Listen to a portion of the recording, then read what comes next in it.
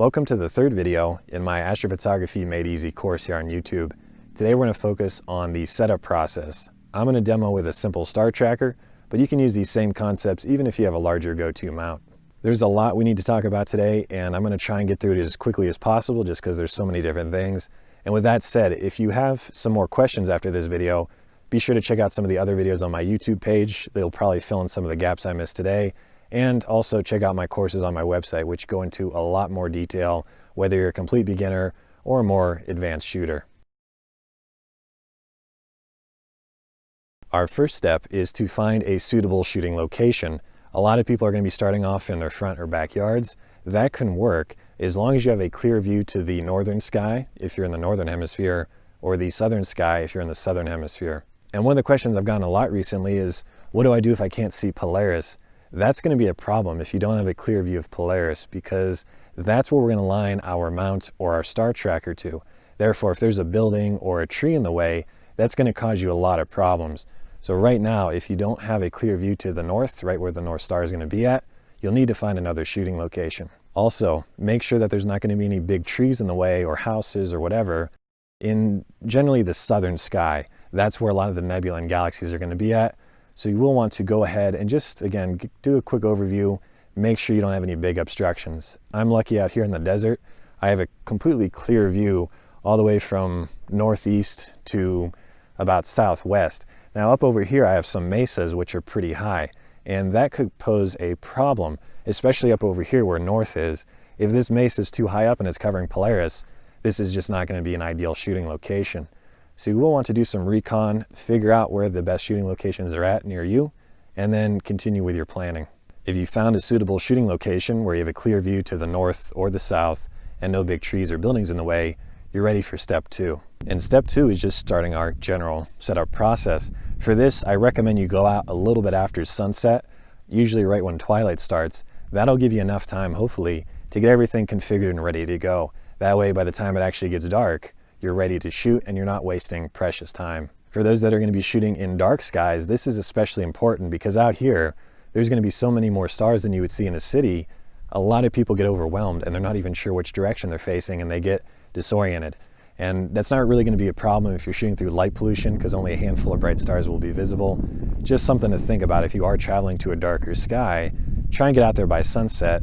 That way you don't get confused when it gets completely dark. And this brings us back to the Photographer's Ephemeris app I talked about in the previous video. I can load that up very quickly on my phone and see what time, in this case, twilight begins. We'll see here that the sun sets at 5:13 tonight and civil twilight starts at 5:41. That means I want to be out here by about 5:41, start doing my basic setup. By 6:14, that's when the stars are going to come out.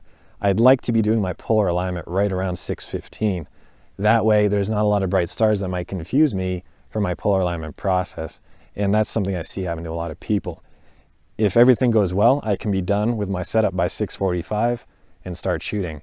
Or if you're photographing something that comes up later in the night, no big deal. You've at least done your setup. You can go in the house, relax, warm up, and then when you're ready to go shoot, you can do that. Now that we're out here on location with some of our gear, we're ready for the next step. And before we get into that, I want to talk about our polar scope. This is going to be critical to our polar alignment process. And I know there's a lot of confusion about the general polar alignment process and how these polar scopes work. So I really want to talk about that for the next few minutes. Whether you have a small star tracker or one of the big go-to mounts, the general process is going to be the same. You're going to have a little scope inside of here, and at any time you can look through there, provide the caps off. And I want you to do that right now. When you do look through here, you'll probably notice that everything is upside down. That's totally normal. That's what you want to see. Although it does make things kind of confusing, especially at night, because that will make everything kind of backwards in some aspects. Don't think about it too much. Just understand that it's normal for everything to be upside down. While you're looking through your polar scope, you'll also probably notice at least one circle, maybe 2 circles. Those are going to be critical for our polar alignment process. And depending on your polar scope, maybe you have some numbers on it. 12, 1, 2, 3, 4, 5, 6, 7, 8, 9, 10, 11, like a clock. Maybe it's just 0, 3, 6, and 9. Maybe there's no numbers at all. Either way, it doesn't really matter. The way you want to think about this, though, is that circle does represent a clock. And it might even help if you just forget about the numbers for right now. Just think of it like a clock face, and we're going to position Polaris somewhere on that circle, just like we would on a clock. And if you understand that concept, you'll be in good shape. Another thing you'll probably notice is that the circle, if it does have numbers, is crooked. And that's because the way they design these, you can loosen what's called the clutch here. That's an important term. We have the clutch, and that's this black piece with the knobs. If you push that up, you can loosen it, and then you can turn this front piece. This will be slightly different if you have a go-to mount or a different tracker. But again, I'm just talking about the basics today, which you'll likely find in most of our trackers. So as I turn this front piece here, that will turn the circle in my polar scope. And you don't have to get it lined up like a clock necessarily, because the numbers really don't matter. It just helps to make your life a little bit easier. Again, we'll talk about this more in a few minutes. I just want you to get comfortable with what we're looking at here. If you do have a Skyguider Pro though, for example, I've got two circles in here. The outer circle is if you are in the southern hemisphere. The inner circle is if you're in the northern hemisphere. And that always confuses people. So you do want to make sure that you're looking at the right circle when you do your polar alignment. Most of the other polar scopes, they'll only have a single circle to keep things easier. Now that we've covered the basics of our polar scope, we can reattach that. And we're ready to start with our polar alignment process. So the first thing you'll need to do when you get out there on location, after you've gotten your tripod set up and your tracker, whether that's the go-to mount or a smaller star tracker, is find north if you're in the northern hemisphere. And if you get out there right around nautical twilight, some of the bright stars should now be visible. The way I find north is just look for the Big Dipper. That's going to be the easiest little cluster of stars to find. Once you found the Big Dipper, you can take this corner star, draw a line out, that'll take you to Polaris. Keep in mind though, that the orientation of the Big Dipper will change throughout the night and throughout the year. So it might not look like what you're seeing on screen. If you're photographing in the, let's say, February, March time, maybe the Big Dipper will be in this orientation. Just understand that the same principles apply. You're always going to take that same corner star, draw a line out, that will take you to Polaris. Now that we've identified Polaris, we can take our tripod and our mounts and everything else and aim it roughly up to that direction. And you can just pick it up and move it as needed. We're going to assume today that it's right up over there. That's step one, is find north, find Polaris, and angle our tracker up to that location. The reason we're aiming up to Polaris in the northern hemisphere is because it's located right next to the north celestial pole. That's just a fancy term for the spot in the sky where all the stars rotate around. And if you've done a star trails photo, you know what I'm talking about. We get that really cool circular effect, almost like a vortex. That blank spot right in the center though, that is the celestial pole where all of the planet rotates around. And from our perspective, that's where we want to point our star tracker up to. That's really what we're trying to do. And the closer we get up to that blank little spot in the sky, the better our results are going to be. And this ties back in with our polar scope. If we position Polaris on that circle in our polar scope, then the crosshair will be dead center on that blank spot, which is the north celestial pole. So you don't want to position Polaris in the crosshairs. You want to offset a little bit because Polaris is not exactly located on the north celestial pole. Hopefully that makes sense. If not, it will with a little bit of practice.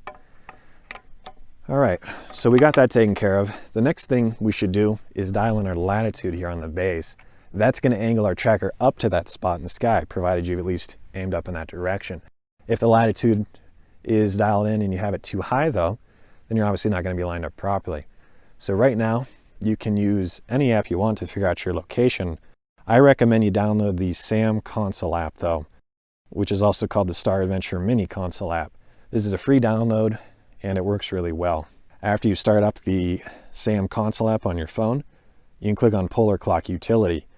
And this is critical right here. We see that circle again, 0, 3, 6, and 9, just like a clock. And in this case, there's a little gray dot just below the 9 o'clock position. That's where we want to position Polaris on our polar scope. And like I said, the way you want to think about this is just like we see here, it's a clock. Even if you got rid of all the numbers, just think about where on the circle it needs to be. That'll simplify things moving ahead. Getting back on track though, we are trying to find our location. And therefore, if you click location in the top right, and you have the use location sensor turned on, it tells us in this case 37 degrees north, 112 degrees west. All you really need to know is the latitude though. And now that I know I'm at 37 degrees north, I can come here to my base and I've got a bunch of numbers right here. Depending if you have a big go-to mount or a smaller star tracker, your base is going to change. The same general principle applies though. Make sure that the numbers match your current latitude. It's that easy. In my case, I can loosen the lever here and then turn my screws at the same direction, same time. These are my altitude screws, I should mention. So we have altitude, that's going to move the tracker up and down. And the azimuth screws here on the side, those are going to move the star tracker left and right. Really what that's doing is that when we look through here, it's moving the North Star up, down, left or right. And you will want to remember that altitude is up and down, azimuth is left and right. In this case, I'm just going to adjust my altitude screws until I'm as close to 37 as possible and then tighten it down. You might be at 40 degrees though, or 25, whatever it is. Make sure it's labeled here. And unfortunately with this particular base, I have a problem. For whatever reason, the numbers don't line up. When I do my polar alignment, I'm usually actually around 30 here, even though I should be at 37. I've never really seen this happen with any other base though, so I think it's just a one-off fluke with this particular one I have. Just something to think about though, if you just can't seem to get your polar alignment, it could be because the numbers here are misprinted and you'll have to compensate for that. And the only way you'll know that is just with a lot of practice. To recap so far, we've got out on location, we've found north, we've aimed our tripod and our star tracker up to north, and then we've dialed in our latitude here on the base, so we're at the right angle. Now, we need to do our precise polar alignment. And for that, we'll go back to the Star Adventure Mini console app on our smartphone. As we saw earlier, we need to position Polaris at 9 o'clock on the circle. Now that I know that, I can look through my polar scope. Hopefully, you see a bright star in there, which could be Polaris. In almost every case, you won't see it though. That's to be expected. So my recommended technique, and this is only really going to work if you have a lightweight setup like you see here, is to pick up the whole tripod while you're looking through the scope and then turn it left and right like this, maybe even up and down a little bit.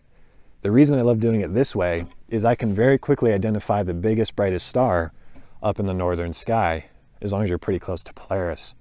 That's how you can make a visual and mental note of what Polaris actually looks like through here. Otherwise, you're just guessing. And this is what allows me to do my polar alignment usually within 1 minute. Again, I'm gonna pick up my tripod, look up towards the North Star. Eventually, I'll see a big bright star that's bigger and brighter than anything else.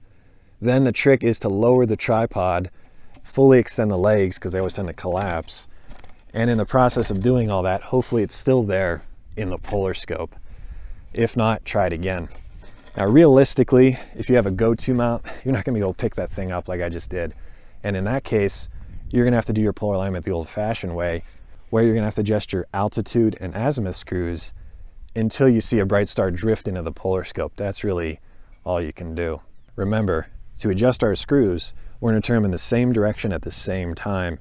And if you can't really seem to turn them, make sure that these levers are loose. They might be preventing you. And we'll just crouch down, turn our levers same direction, same time, more accurately the screws, and hopefully you see a bright star drift into the frame. That should be Polaris, but like I said, you might not be sure whether it is or not, especially if you're doing this in the middle of the night in a dark sky. And that's why I highly recommend your first couple nights, try and get out around nautical twilight, which in this case is about 6:15. At that point, only the brightest stars up there will be visible. That means if you see a bright star, it's probably Polaris, and that'll make this a lot easier. I don't want to go on too much longer about this. The general process though is to continue making small adjustments with your azimuth and altitude screws until Polaris matches what you see in the application. That's all there is to it. And I'd recommend you do this as often as possible. For example, maybe tonight the full moon is out and it's partly cloudy. You can still go out and practice your polar alignment. If anything, it might make it a little bit easier because that full moon will wash out some of the dimmer stars up there. And the more time you spend looking through the polar scope, the easier this is gonna get. That reminds me too, chances are when you first look through, it's gonna be blurry, either the reticle or the stars. And on most polar scopes, there's a little dial here on the back. You can turn that one way or the other until the stars are reasonably sharp. That is one problem though a lot of people have, is they can't really see anything through here. I myself had that problem for a number of years. Now I've got it all dialed in though, and everything is nice and crisp. So that's the first part of your workflow done. You've done your polar alignment. It matches what we see in the application. Our next goal is to attach all of our camera gear and begin balancing. Regardless of the tracker you have, this next step is going to be largely the same. You're going to have some type of declination bracket and counterweight. If you have a big go-to mount, you might have some really big counterweights. That's okay. What you want to do though is line up the grooves here. Make sure that your clutch is tightened down, and then attach your counterweight like so. Now that our counterweight is nice and secure, we can go grab our telescope or our camera or lens, whatever it is you have. I'm going to keep things pretty simple today though, with just your standard DSLR and telephoto lens. If you've seen my 27,000 subscribers special here on YouTube, then you know you have to be very careful when you're doing this next step where you're attaching things. Otherwise you can break everything and lose a lot of money. In this case, I'm going to carefully attach my lens to my plate up here, and then we'll be ready to go. This is going to be especially difficult for those that have the big telescopes that weigh 30, 40 pounds, because you have to lift the whole thing up here, and that's very stressful. In my case, I've got a secure connection. Just double check it. That's the scary part done. Now we need to balance two different axes of rotation. This is really important, you know. First up, we have our right ascension. And if I loosen my clutch here again, this is our right ascension axis. I kind of think of it as up and down, although as you can see, it's not really. And then we have our declination axis, which is this right here. I kind of think of that as left and right. Again, not really, but that's the way I think about it. Between our right ascension and our declination, we can reach any position in the night sky, and that's how we can photograph all of our objects. But we need to balance both of these for the best results. If we don't have both of these axes balanced, we're going to put a lot more stress on our star tracker. That's going to shorten the life of it. That's going to cause it not to work as well. And ultimately, it's not a good idea. So what I'd like you to do first is loosen your right ascension and turn everything horizontally. Make sure you have a firm hand somewhere ready to catch the camera if it slips and falls. When we turn our right ascension horizontally like this, we can see which side pulls down. In this case, I've already got it pretty well balanced. Neither side is pulling down. Generally though, you might have something like this where the camera really pulls down heavily, or the counterweights do. So just move it in and out. It's really that easy. If you want a little bit of extra credit, you can make it east heavy, but that's getting a lot more complicated and there's a lot more factors that are involved. So for right now, just get to the point where neither side's pulling down. We'll talk about some of the more advanced techniques later on. I also want to stress right now that you should have everything attached you plan on using tonight. If you're going to be attaching an external remote or anything else, even just one cable, that could be enough to throw off this balance. So I'd like you to go grab that right now, attach it, and then rebalance your right ascension. Next, we need to balance our declination axis. For those that have the big go-to mounts, you'll want to do some research on your own on how to do that, because it's going to be a little bit different. What I'd recommend is just go on YouTube and type in declination balancing tutorial. That'll show you what you need to do. For star trackers, our process is a little bit different. What we're going to do, if you have a Skyguider Pro or a Star Adventure or something like that, we're going to think about the object that we want to photograph. Tonight we're saying the Orion Nebula. Now that we know we're photographing the Orion Nebula, we're going to aim roughly in that direction. In this case, just for this video's sake, I'm going to say that's up over here, even though that's not quite right. And also, once we think we're roughly in the same spot that we're going to photograph, you should zoom in to the focal length you're planning on shooting at, in my case about 500. Again, we're balancing the declination axis right now. So at this angle, I might even turn this to more accurately represent what it'll be like. I'm now roughly where Orion should be tonight when I'm planning on shooting. With everything loose here, the right ascension clutch, I can let go, and what do we see happens? The front of my lens is pulling down. That's because most of the weight right now is up here. I have a front heavy setup. The best way to think about this, if I tighten everything down here, is that our camera and lens is either going to be front heavy or back heavy. If you have a little tiny mirrorless camera and a big lens like this, you're probably going to be front heavy. If you have a big heavy camera with a battery grip and a little lens, probably going to be back heavy. And the way we're going to fix that is to slide everything either forwards or backwards to account for it. In this case, I know I'm front heavy, so I'll slide everything backwards a little bit and then tighten it down. I'm just doing this so you could see it better, but that's really our main goal. Again, you want to make sure everything is nice and tight. That way there's no accidents out here in the dark. And hopefully that process makes sense. Again, for our declination, we're trying to just make it so it's not front heavy or back heavy. For our right ascension, we're doing that with the help of the counterweight. We're moving that in and out. Now, this is a completely separate video. I mean, you could spend another 20 minutes talking about balancing, and that's what I've done, because you need to understand what plates you're going to need and how to do all this. So for more information, check out my 2020 counterweight balancing video here on YouTube. I'll have that little pop-up. Link will also be in the video description. Like I said earlier, it's really important that you spend the time to get your declination and your right ascension balanced. That way you're putting less stress on the tracker, and ultimately you're going to get better results. Now that I've done my quick balancing though, let's take one more look and verify that we are balanced. So I'll aim up roughly where the Orion Nebula is going to be tonight. Zoom into the focal length I think it's going to be at. And when I do that, it's still a little bit front heavy, so I didn't go far enough. And I can just slide this back a bit further. There we go. That's kind of what you want to see, where neither side is really pulling down. I could get a little bit better, but again, I'm just trying to demo today. So there we go. Our declination's balanced, our right ascension's balanced. That's kind of the hard part done for the night. So we've got our polar alignment looking good, and we've got everything balanced. However, chances are, in the fact that we are doing all this twisting and turning, even just walking around here, it's possible that we screwed up our polar alignment. So the next thing we want to do is line everything back up, tighten everything down, so that way there's no accidents. And then we're going to look through our polar scope if you have the ability. In my case, I do. I can see through this hole. So I'm going to look through here. And what you'll probably notice is that the North Star is not where you left it. That's to be expected. Because generally what's going to happen is when we attach all this weight here, it's going to pull the tracker forward a little bit. And that'll probably actually cause Polaris to go up inside of our polar scope. Either way, it's no longer most likely in the circle. What we want to do now is go back to our azimuth and altitude screws, mainly the altitude, and adjust those while we're looking through here until Polaris is back where we need it to be. If you're having trouble seeing the reticle right now, that's okay. Just go grab your red headlamp. You should have one of these. Flash it over the front briefly while you're looking through here. That'll let you see the circle.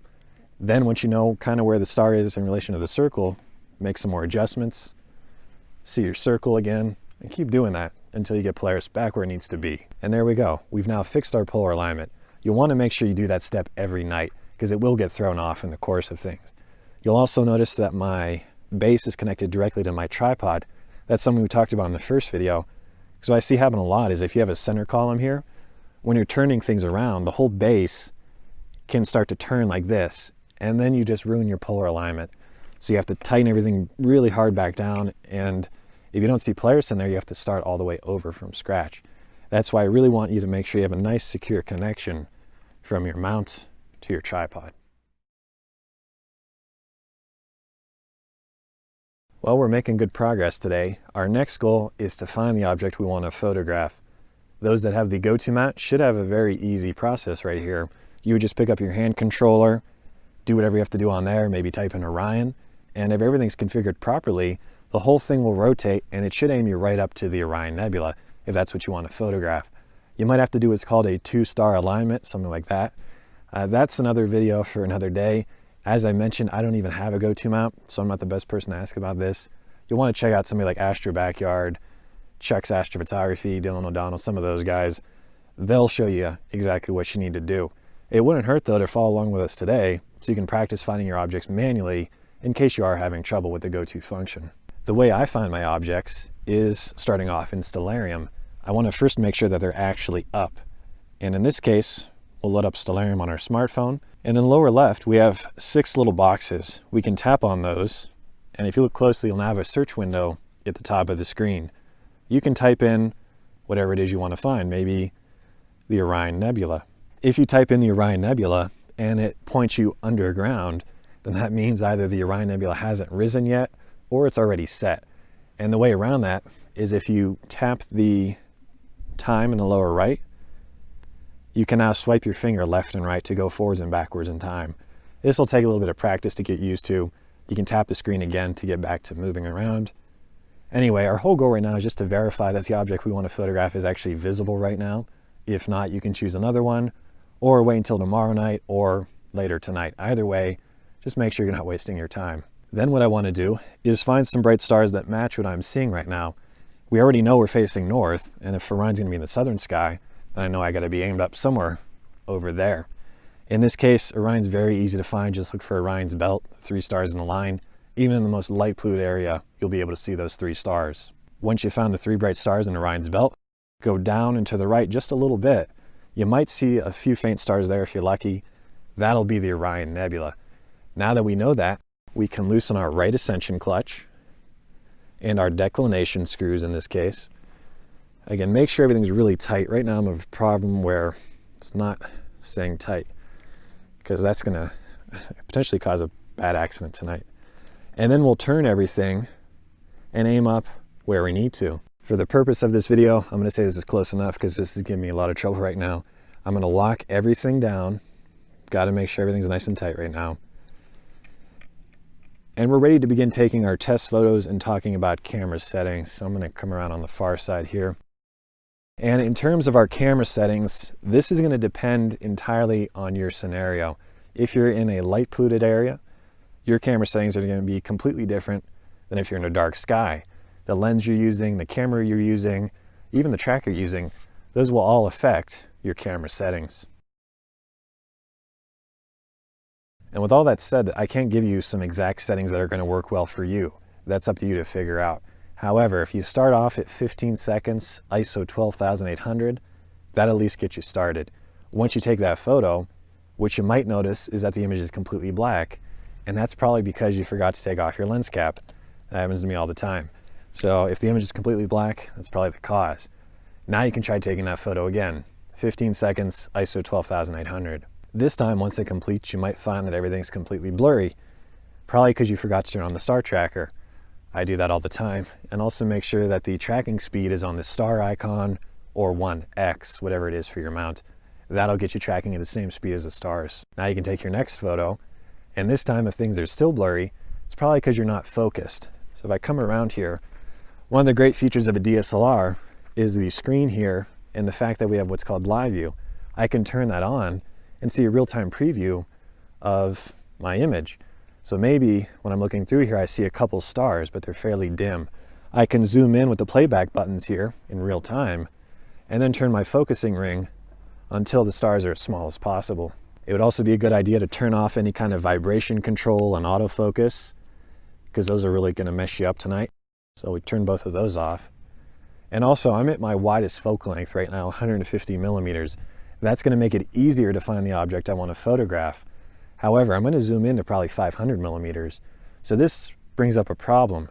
I might have the stars razor sharp at 150 millimeters right now, but by the time I zoom in to 500, I might have to refocus the lens, and that's to be expected. So just be aware of that. Anyway, our whole goal right now is just to focus with live view and get those stars as small as possible, and make sure you're zoomed out all the way.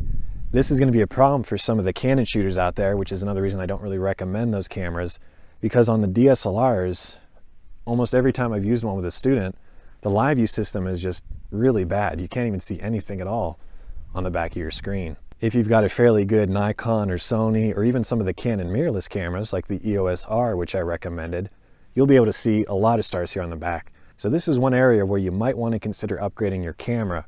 Just one more reason, if you're not able to see anything on the live view and you verify things are dialed in correctly, it could just be because it's not the best live view system on some of the older Canon DSLRs. Assuming you've got the focus dialed in, now we need to find the object. Hopefully you're already aimed closely up to it, but with the help of the live view again, I can loosen my right ascension and declination and make small adjustments.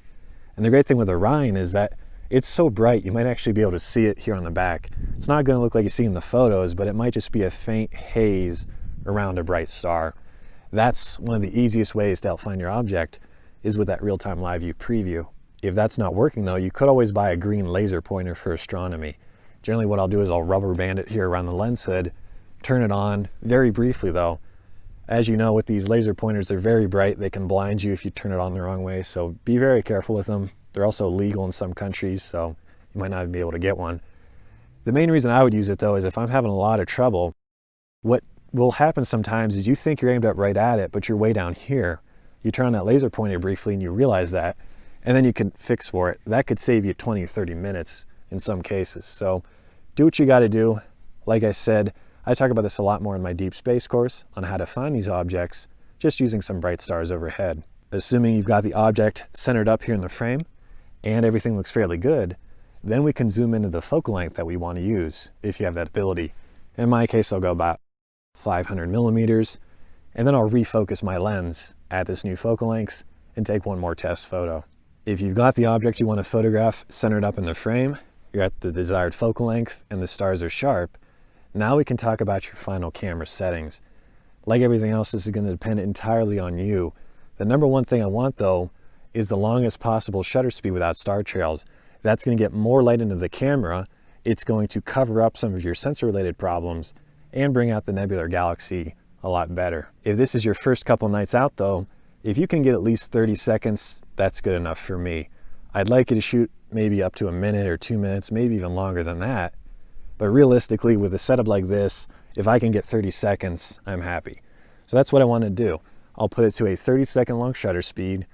The ISO is going to depend on a lot of factors, especially with Orion.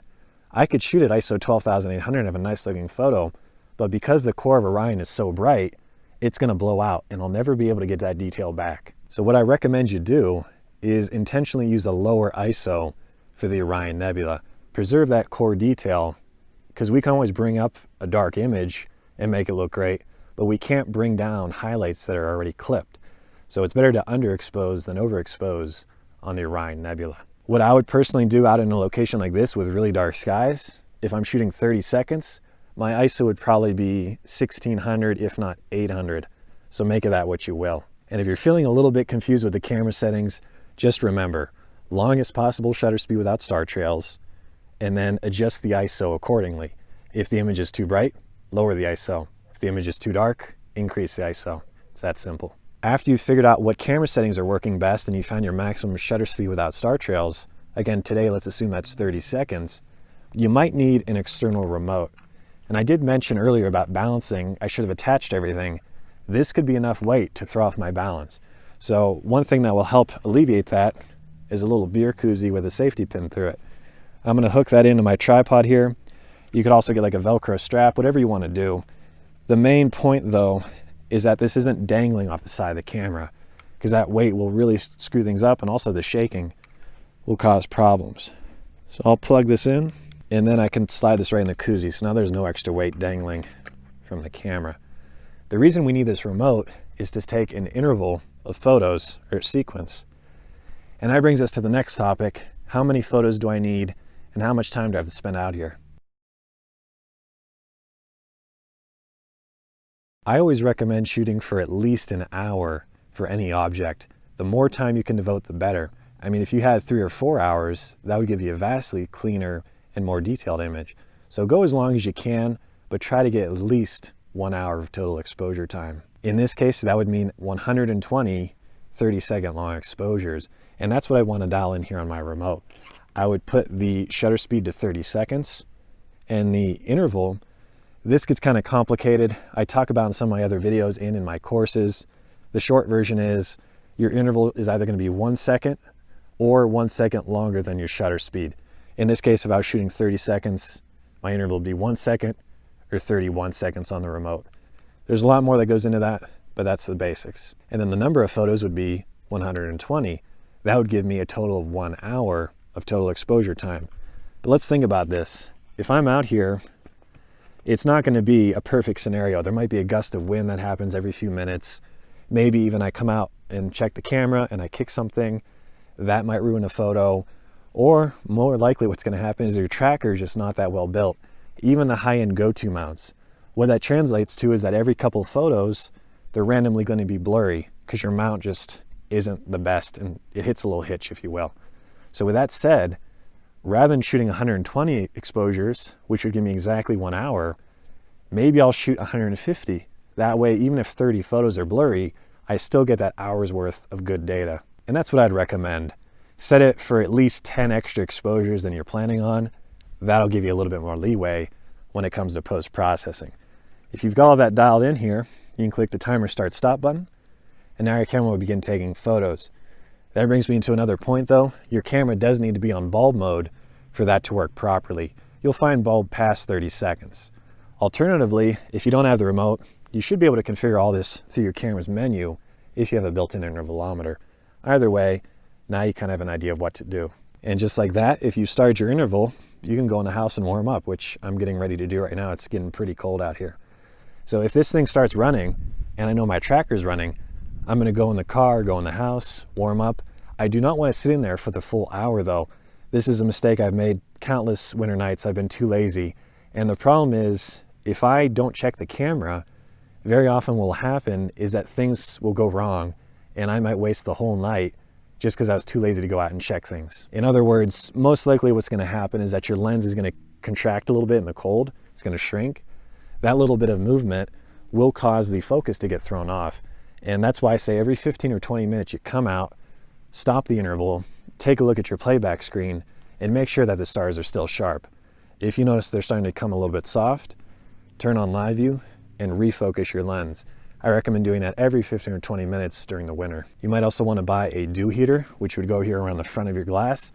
That'll keep the lens warmer than the surrounding air and prevent frost or dew. I really don't have that problem out here in the desert. That's something you want to think about getting though. And yeah, that's really all there is to it. So go out every 15, 20 minutes, stop everything, make sure you haven't had a lot of star trails or anything like that. And if things look good, you can go back in the house and warm up again. All right, and that's all I've got for you in today's video. We covered the full setup process for anybody using a tracker or even a go-to mount to some extent. Let's recap the basics though and make sure we're all on the same page. The first thing you want to do is find a suitable shooting location.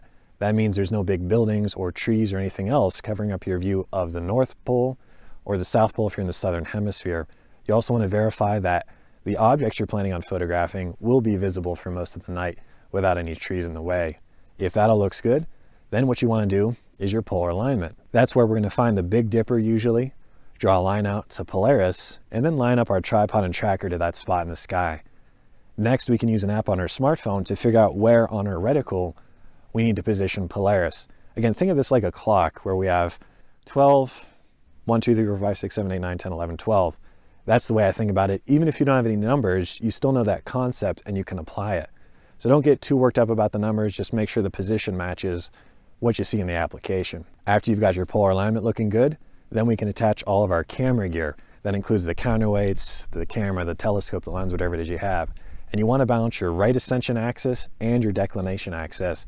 That way you're putting the least amount of stress and pressure on your tracker itself. Once everything is properly balanced, then we want to double check our polar alignment because it will get thrown off in that series of steps. So look back through the polar scope, double check that the North Star is back on that circle, right where it needs to be. Now we have arguably the hardest part of the night if you don't have a go-to mount, and that is finding the object you want to photograph. Orion is very easy to find though, so you shouldn't have too much trouble unless you're in a very light polluted area or you're dealing with some other kind of issues. So once you found the object, you get it centered up, you can zoom into your desired focal length, get everything focused, sharp, and then dial in your camera settings. The number one tip for the camera settings is that you're using the maximum shutter speed without star trails, so you're getting a lot of light into the camera, and then just adjust the ISO. If the image is too dark, increase the ISO. If the image is too bright, lower the ISO. And if you are in a light polluted area, you might have to go all the way as low as ISO 100. That would be one reason you want to get out of the city a little bit, so you don't have to do that. And once everything's been dialed in, then you want to determine how many photos you want to take. Like I said, at least a minimum of an hour of total exposure time, if not 2, 3, 4 hours, if you can pull that off. The more light, the better. So make of that what you will. All right, well, that's a quick recap. So in the next video, I'm going to show you how to process your images of the Orion Nebula. I'll even include my TIFF file, so if you don't have your photos yet, you can still practice the techniques and concepts that we'll cover in that video. And because I was limited to just a single video today for the setup process, there was a lot that got left out, a lot of small things that might really help you out. So for more information, like I said, I've got a lot of videos here on YouTube, or even better, I've got the courses on my website. Those go into a ton of detail, and they're mainly designed for specific star trackers. So if you have a go-to mount, they're not really going to be as useful to you. But for those who have a Skyguider Pro or Star Adventure or anything else, I'd highly recommend checking out my courses. All right, well, that's all I've got for you today, and I'll see you guys next in the post-processing video.